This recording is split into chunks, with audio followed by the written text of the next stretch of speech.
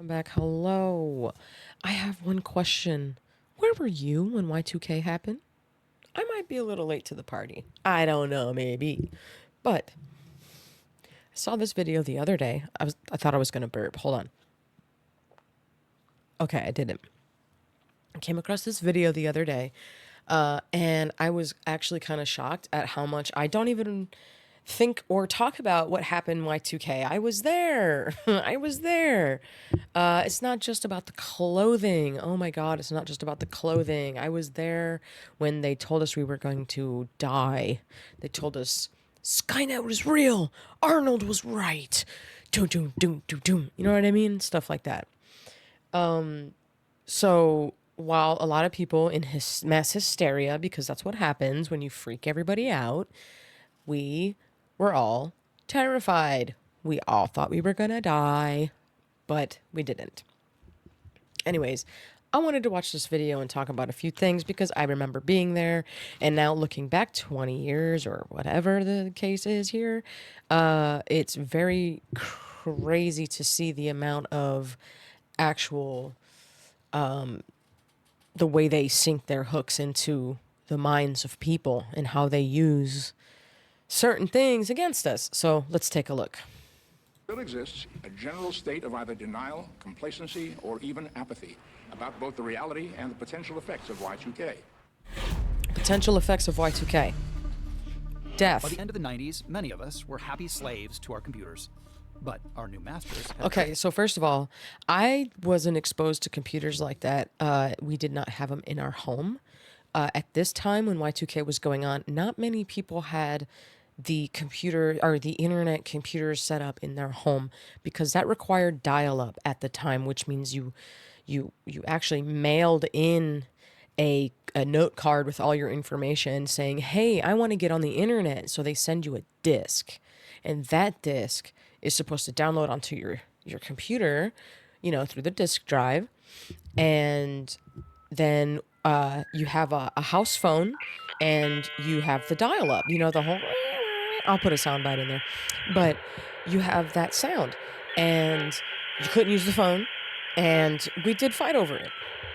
Yeah, I won most of the time, but I personally, my mom, who was a very educated woman, she had a computer at home because she had work. She was a lawyer, so she had work. So yeah, I personally did have one, but I was 15. I didn't grow up with one like most of these kids come out of the womb with tablets and cell phones and stuff like that. So at that time, though, it was very uncommon.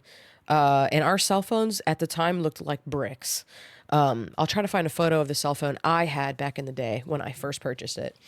And then the clamshells came out, and then the razors and the flips and all that kind of stuff. But on the computer side, I personally, I played The Sims on that computer. I played Age of Empires, Black and White 2, Sims of course. And then I never knew anything about updating. Well, actually, I take that back. I wasn't big on using the internet at the time for forums. I was purely using them for gaming. So I only used it for gaming. I didn't really understand forums at the time, so I never really messed around with them. But for me, I was playing PlayStation 2 because I remember it's the Final Fantasy guy with the soccer ball. I think that's 7. Waka? No, not Waka. Waka. I think his name was Waka. Something like that. Anyways, he had a soccer ball, and that's why I remember that. I don't know why, but he was juggling it with some precision, and I thought that was really cool. Later on, at the time, we didn't have internet.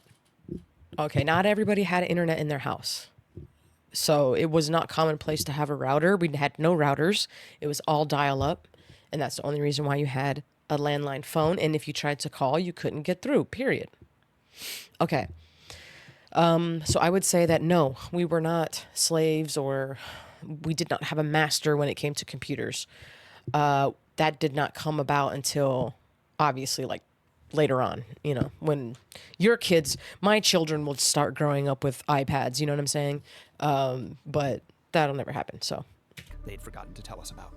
The basic idea on Y2K was that for convenience, all these computer programs, when it came to do dates, you only needed 2 numbers. Why use 4 numbers when you only need 2? And then they recognize, what date is the computer going to think it is when we get to 2000?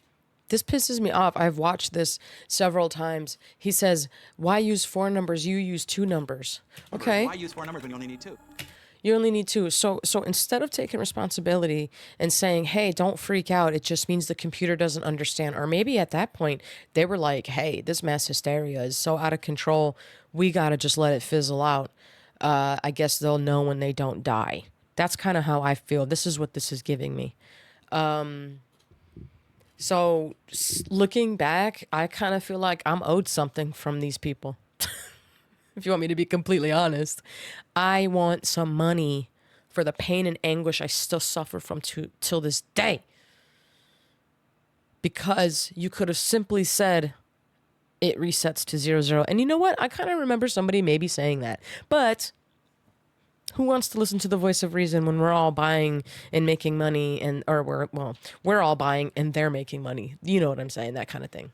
All right, let's get through it. And then they recognize, what date is the computer going to think it is? One simple date change for man. One major screw up for computer. At the stroke of midnight, Look at January this. 1st, 2000, Look at this. elevators may stop. Heat may vanish. Credit cards and ATMs may cease to function. Airplanes and trains may come to a halt.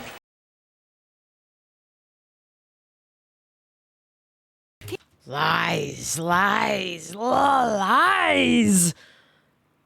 And we believed them. Ashamed of myself. People were terrified the world was going to end. Yes, when I tell you the fear was so real.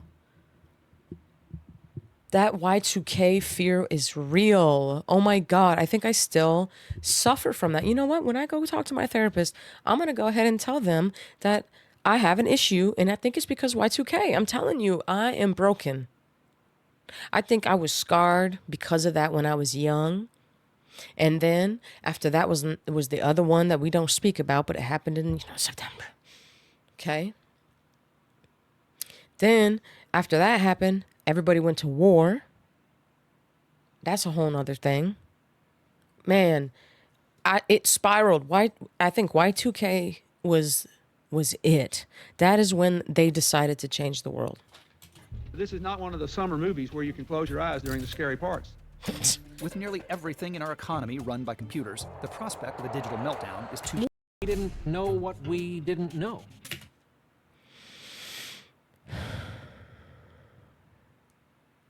I hate that. I call that Kamala talk. Because you have to remember how we got here by looking back from where we came from. Right? That kind of shit. We didn't know because we didn't know. That's not true. You just had the guy on the thing in the beginning of it telling you it's just a computer thing that rolls over to a 00. Instead, you scarred an entire generation of people that we never recovered from, and now it's getting even worse. And many thought what we didn't know Look at this. was going to hurt us. Oh, I've got a revolver right now, but I wanted something to... she want them big guns. She want to get the big guns, baby. more. That was a Dragon's Breath shell. It can shoot a 4,000-degree flame 300 feet. It's also the most popular ammunition among Y2K customers at KGS Guns and Ammo. When I tell you they told us we were gonna die, this is what I'm talking about. You will die. The fear. Everything's in the internet. Everything's in computers. And we're going to lose it all. And Jesus is coming back. With pre-millennium tensions growing, That's so real. That is so real. Oh my God. Oh, I remember this one lady told me, oh my God, I just remembered something all of a sudden. This lady that was like my mom's friend, I think she went to college with them, and they were like hippies, right? So they smoked weed and had a bunch of plants in the house and fish, and they had plants real hippie shit where they had plants growing out of the fish tank, and they're yeah, that's our fish, man. Here, take a doobie. Huh. Let's go outside and stargaze, man. Right? She told me one day, and I ate it up because I was a child, I didn't know. She goes, one day the lamb is gonna lay down with the lion, and we're all gonna see him. And I was like 12, and I looked at her. She said, "I'm sorry. That's just how it's gonna have to be, honey." Matter of fact, I remember her too even patting me on the head like, "Oh, you poor thing, your life just started." Yeah, that scarred me for life. So yeah, I kind of find that, you know, I've had a very morbid upbringing. I think I'm realizing that. I think I'm realizing why I'm not the normal person is because I've had a lot of people talk to me about death my entire life. All right, hold on. The president appoints a crisis management expert to prevent a Y2K meltdown.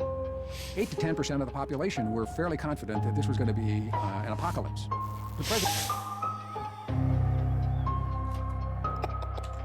8 to 10% of the population were fairly confident that this was going to be an apocalypse.